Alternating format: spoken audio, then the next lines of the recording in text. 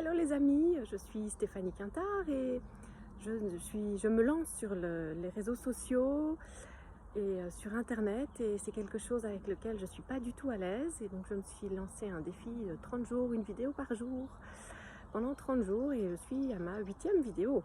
J'espère que ceux qui ont écouté jusqu'ici, ça vous intéresse, ça vous plaît, ça vous parle.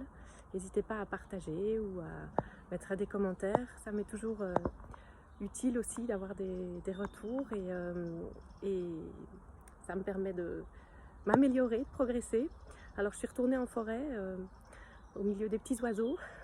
Je coupe pas le son au montage parce que je ne fais pas de montage, mais voilà, aujourd'hui je voulais quand même vous parler un petit peu des événements qui se passent dans le monde à l'heure actuelle, parce que voilà, ça nous touche tous.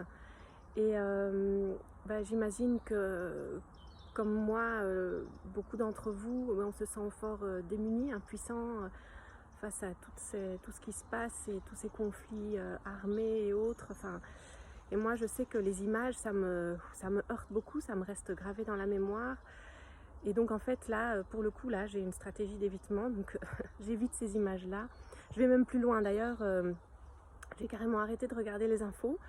Alors c'est peut-être un peu extrême, vous me direz, parce que alors comment est-ce qu'on est au courant, comment est-ce qu'on peut se sentir concerné.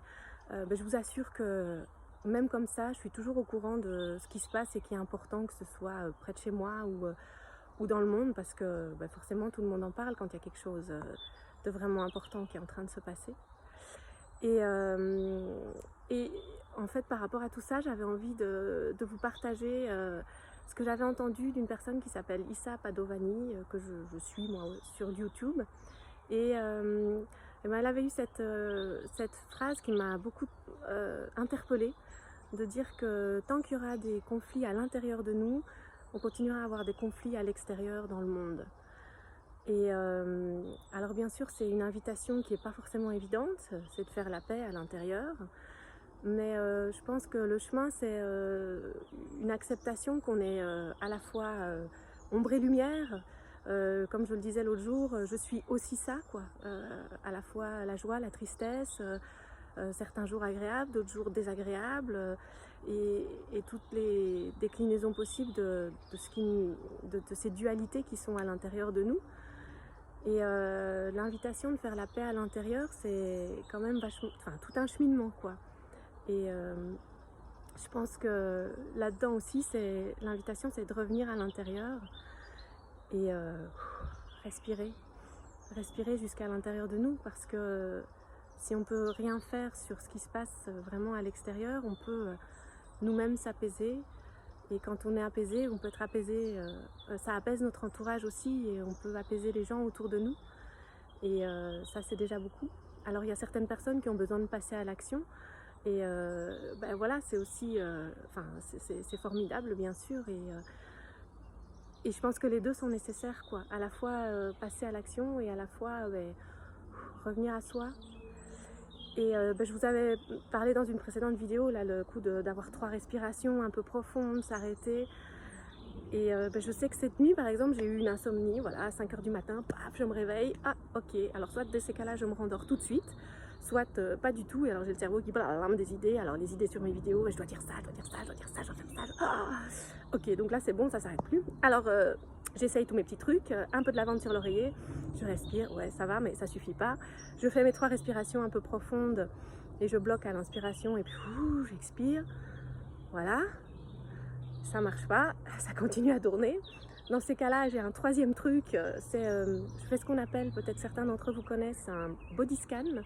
C'est-à-dire je commence par visualiser mes pieds, les orteils, et à chaque partie de mon corps, en remontant des orteils jusqu'à la tête, soit je me dis je relaxe mes orteils, je relaxe, etc., chaque partie du corps, ou alors je me dis je prends conscience d'eux. Et en général, quand j'arrive au crâne et au visage, moi j'ai cette espèce de relâchement qui fait que finalement j'arrive même pas jusqu'au visage, et je m'endors. Mais là, ça marche pas. Donc voilà, il n'y a plus qu'à accepter. Ça marche pas toujours, et c'est très bien, parce que c'est comme ça. Et alors du coup, mon dernier recours, et ça c'est une amie qui m'a expliqué ça il n'y a pas très longtemps, et je trouve ça génial, elle appelle ça un reset en quelques minutes, en 7-8 minutes. Donc là, il était genre à 6h, 6h30, bientôt le temps de me réveiller. Je me dis, bah, c'est pas grave. Je fais un reset, c'est-à-dire que je me mets en mode, je vais jusqu'à me décontracter, ou peut-être que je vais m'endormir, peut-être pas, mais il y a un espèce de moment où je sens que ça lâche. Et je pense que je me suis en fait carrément endormie 5-10 minutes encore. Et donc ça permet de se récupérer un peu. Bon, alors je vous dis ça, mais là maintenant, en ce moment, dans l'après-midi, j'ai eu un petit coup de mou là. Et là, je suis contente que ce soit la fin de la journée, donc c'est la fin de la journée, parce que je me sens quand même fatiguée. Mais voilà, avec tous ces petits trucs-là, ça m'a permis, moi en tout cas, de beaucoup m'apaiser par rapport à mon sommeil. Parce qu'il fut un temps où j'étais hyper angoissée à l'idée de me dire « j'ai pas dormi mes 8 heures, j'ai dormi que 7 heures cette nuit, ça va pas aller, ma journée va être horrible ». Et ben cet état d'esprit-là m'a vraiment complètement quittée. Alors c'est pareil, ça a été petit à petit, progressivement. Mais j'arrive à me dire ok, cette nuit j'ai pas dormi, je suis ok quoi, ça va aller. Et donc voilà, si vous avez des insomnies par moment ou des mauvaises nuits, ou que vous êtes dans des phases où vous dormez pas beaucoup, que ce soit pour plein de raisons, j'espère que vous pouvez être quand même apaisé par rapport à ça, et trouver des petits trucs pour vous récupérer dans la journée, parce que c'est vrai que notre corps a besoin de sommeil.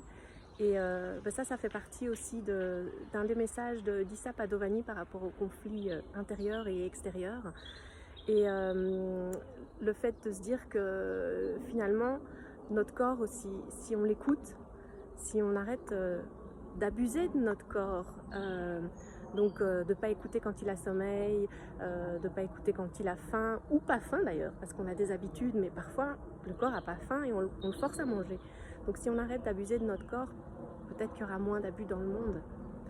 Et voilà, je voulais vous partager tous ces messages parce que c'est vraiment des choses qui résonnent beaucoup chez moi en ce moment, ces derniers temps. Et voilà, j'espère que vous portez bien, et je vous souhaite plein de belles choses, et surtout beaucoup de paix intérieure. À demain!